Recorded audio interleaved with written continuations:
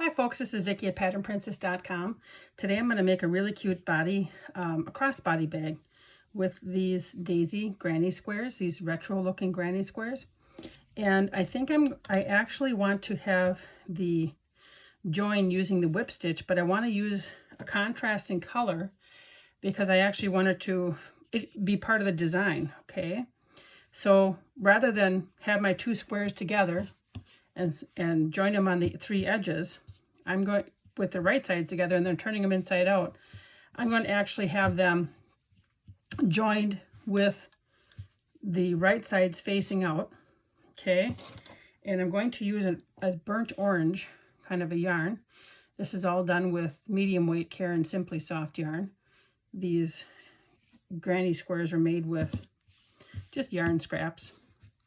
And so what we'll want to do, and sometimes I may, but if you have a longer project, sometimes it's nice to clamp it, and then you'll know exactly where things are going to line up. But I like to, since I'm going to use this as, I'm going to do a whip stitch on the outside, and I want to use it as part of the decoration. You would normally start and probably do it on the inside two loops, and come through and keep going on the inside loops. This is your whip stitch. You just keep going every single stitch, putting it through and going across. All right. But I want, like I said, I want to make this part of the decoration of the bag. So I'm going to be going through both loops. And what I've done is I've made a piece of yarn that is quite a bit larger than the bag because I like to make sure I don't run out. But I'm also going to use, when I do the strap, I'm going to use this lighter colored off-white yarn and then the orange in the middle of it to help contrast, and I'll have a place then too to weave in my ends. So what I'm going to do is I'm just gonna, well, I'll quick show you here, just a quick little demo, is I'm going to go through both loops. I'm going to actually start in the corner right here, just put it right through the loop there, and then I'm actually going to go through both loops, oops, on both sides. And I'm just going to keep going over and coming this way. And every single stitch, the top two loops here and the top two loops here, I'm just going to continue to pull my yarn through. Like I said, I wanted this as part of the decoration of the bag. And I think that this is going to look really cute, especially when I have it in with the handle of the bag. So this is the way I am going to do it, rather than the two inside loops, because I want it to be part of the decoration again. Well, come on there.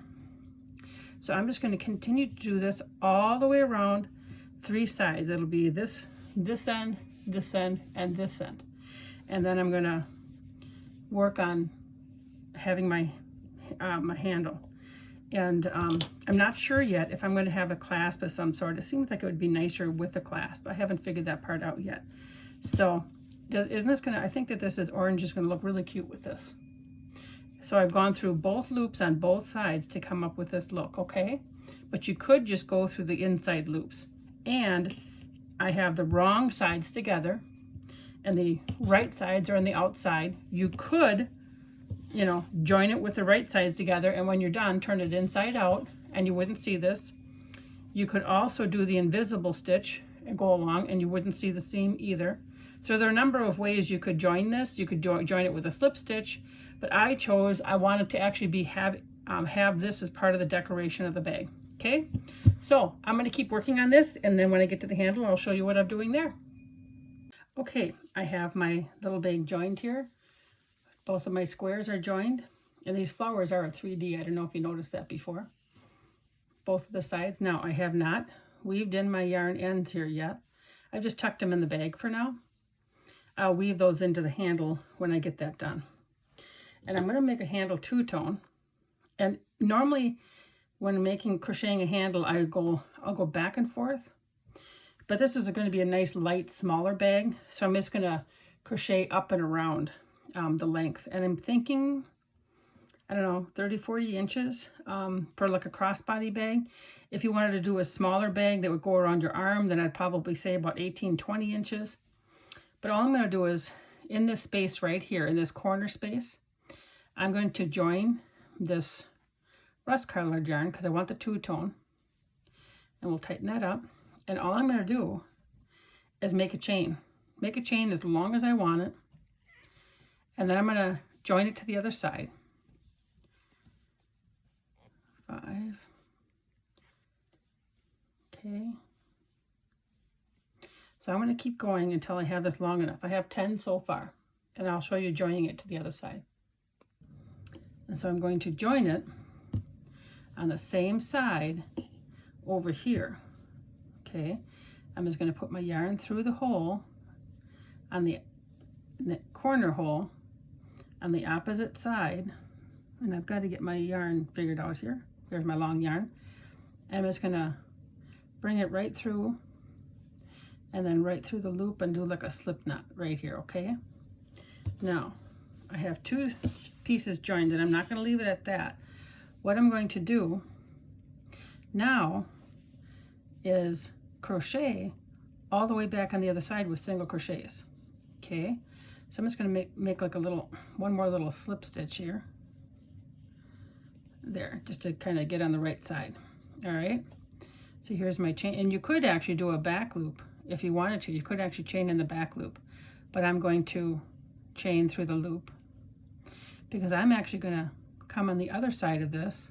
Come on, it's not working from here. I got a little bit too snug, but I'm going to get there. I'll get it in. There we go, got it pushed in. Anyways, I'm planning on adding a row of white on either side of this. So I'm just going to do a single crochet now all the way back. Then what I'm going to do on the other side is join my off-white yarn. And then I'm going to do a single crochet on this side. And then I want to do another single crochet on this side yet. And then I think that that'll be real pretty and tie into the bag nicely, and then I'll weave in all of my yarn ends and I'll be done with this pretty thing, unless I decide to do a clasp. I haven't figured out if I'm going to, or maybe I'll put a button there. A nice little button might be a nice little embellishment. I'll have to look through my buttons and see what I have. Okay, I have my slip knot on my hook, and I'm just going to join my other white yarn here, right here, just like I did the other side. Just bring my yarn through and pull that snug. And then I'm just going to be working on the back stitches. So this is the side that I just ended up on right here. And so now this is where the chain stitch, the bottom of it was. So we're going to insert our hook here. And I want to make sure I start with the very first stitch. I think that that's the one right here. And then we're going to bring our yarn through with a little slip stitch, just like we did before. Kind of brings everything closer. All right, now I can start working. And I'm going to do my chain 1, and then I'm going to crochet right back in the first space here. That chain 1 is just so I can crochet back into the first space that I just pulled this tight in. There we go. And now, in the bottom part of every single chain stitch, it's a little bit tight, and you kind of want it to be really almost, because you don't want it to all come apart on you. I'm going to do a single crochet. So we're just going to work across the entire thing doing a single crochet, slip stitch it to the other side, and then come back on this side. I think on this side, we'll see. I'll see what it looks like, and slip stitch it, and then I'm going to weave in all my yarn ends, and then we'll be done. So right now, I'm just going to keep doing my single crochet, and I'll show you how this looks right now. So it may not look like much, but it's starting to come together. And once I get all the yarn ends weaved in and stuff, it'll look just fine here. But that's how it's looking. And I might just go on this side here with a row of single crochet on the way back, because that does kind of look kind of nice, doesn't it? That'll tie in nicely with our sides here. So I'm going to work on that, and I'll meet you back. This is how it looks right now. And I'm on the other side here, I just finished my last stitch. This is just a, remember that initial yarn end here that from the whip stitch I did on the side. I have not weaved that in yet. I'm going to. Then it'll look really nice once I do. And I have a nice spot here in the handle to weave it in, which will also give it more stability right there. But on the other square, so we've worked in the back square, so this other hole right here in the other square is what I'm going to put my hook through, yarn over and bring it through, and then work a slip stitch right here. And that secures that. Now I do think I want to put a row of single crochet going back up the other way. So I'm going to turn this so I can work on it. And I think what I'm going to do, to get my yarn here, is let's slip stitch over to the other side. All right, let's just work our yarn in here. I have a little bit too big a loop right now. Here we go. I'm just going to kind of push my yarn in here. I'm just going to slip stitch to get to the other side. And I'll put my yarn right here too. So now it kind of gets me over to that base over here. And so then here is where my stitches start. All right, so then I'm going to just start working. Let me see, right here. Here should be the first stitch, and it's going to be a little bit tight. I'm going to have to pull it a little bit so I can get my hook through there. The second one, the second stitch will be fine. I might just put it in that space here. I don't think anybody's going to notice. Oopsies. Once we get past this first one, it's going to be fine. Okay, now I can work right in the single crochet stitches like you would normally work your second row of something and work in your both loops in the single crochet. But then what we have is we have this rust color in between this off-white color, and it kind of mimics what you'll see on the bottom end of the purse. So I'm just going to work all the way around to the other side. That's kind of looking nice. And I'm going to work all the way around to the other side. And then what I'm going to do is I'm going to end with the slip stitch back into the bag over here.